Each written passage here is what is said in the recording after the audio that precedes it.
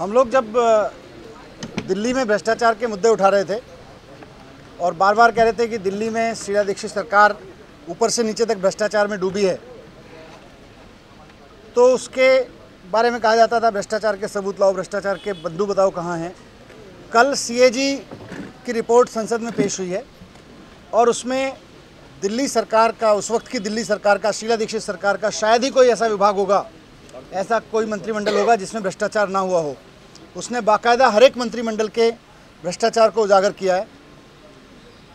सबसे बड़ी चीज़ ये है कि खुद शीला दीक्षित जी के ऊपर भ्रष्टाचार के आरोप हैं और वो भी अनऑथराइज कॉलोनीज़ में, 895 अनऑथराइज कॉलोनीज़ में जिनके उन्होंने प्रोविजनल सर्टिफिकेट बांटे थे, वहाँ पर विकास के नाम पर 3000 करोड़ रुपए खर्च करने के रूप में वो पैसा कहाँ गया।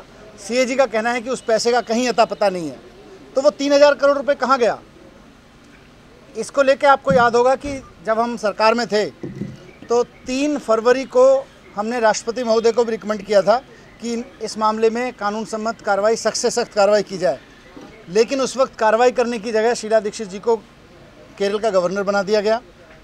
और आज जबकि भारतीय जनता पार्टी अपनी सरकार बनने के बाद राजनीतिक कारणों से गवर्नर्स को हटा रही है, शीला दीक्षित जी को क्यों नहीं हटाया जा रहा, जबकि उनके ऊपर भ्रष्टाचार के संगीन आरोप हैं।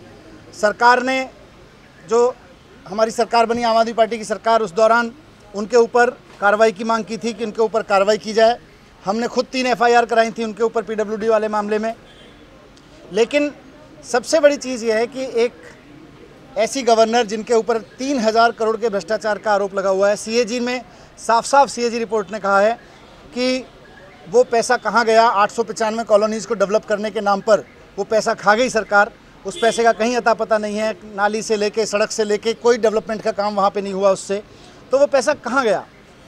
तो हम आम आदमी पार्टी की तरफ से मांग करते हैं कि शीला दीक्षित जी को, उनको गवर्नर के पद से डिसमिसल किया जाए उनका, और उनके खिलाफ 3000 करोड़ रुपए के गबन के आरोप में मुकदमा चलाया जाए, क्योंकि ये बहुत गंभीर मामला है। दिल्ली के लोग बेसिक सुविधाओं को तरस रहे हैं और एक तरफ जिसने इन अनऑथराइज कॉलोनीज़ को विकास करने के नाम पर, पहली बात तो उनको धोखा दिया, 895 कॉलोनीज़ को प्रोविजनल सर्टिफिकेट बांट के, ऊपर से उसके विकास के नाम पर, कॉलोनीज़ के विकास के नाम पर निकले हुए 3000 करोड़ रुपए को वो खा गए। तो ऐसे शख्सियत के खिलाफ मुकदमा चलाया जाए। उनको गवर्नर बने रहने का कोई हक नहीं है, उनको हटाया जाए, हम ये मांग करते हैं। और तो भारतीय जनता पार्टी की सरकार है, उनको तुरंत इस मामले पे एक्शन लेना चाहिए। लेकिन जब हम ये मांग करते हैं तो हमें शक पैदा होता है कि भारतीय जनता पार्टी क्या एक्शन लेगी, क्योंकि उसी सीएजी रिपोर्ट में कहीं ना कहीं नगर निगम का भी जिक्र है, नगर निगम में भी भ्रष्टाचार का जिक्र है। तो अगर सीएजी रिपोर्ट के आधार पर शीला दीक्षित जी के खिलाफ कार्रवाई करने से कहीं भारतीय जनता पार्टी इसलिए तो नहीं डर रही क्योंकि नगर निगम में उसकी भारतीय जनता पार्टी की रूलिंग है और भारतीय जनता पार्टी के रूलिंग से चल रहे नगर निगम में भी उतना ही भ्रष्टाचार हुआ है, काफ़ी हद तक भ्रष्टाचार हुआ है और उसका सीएजी में जिक्र है।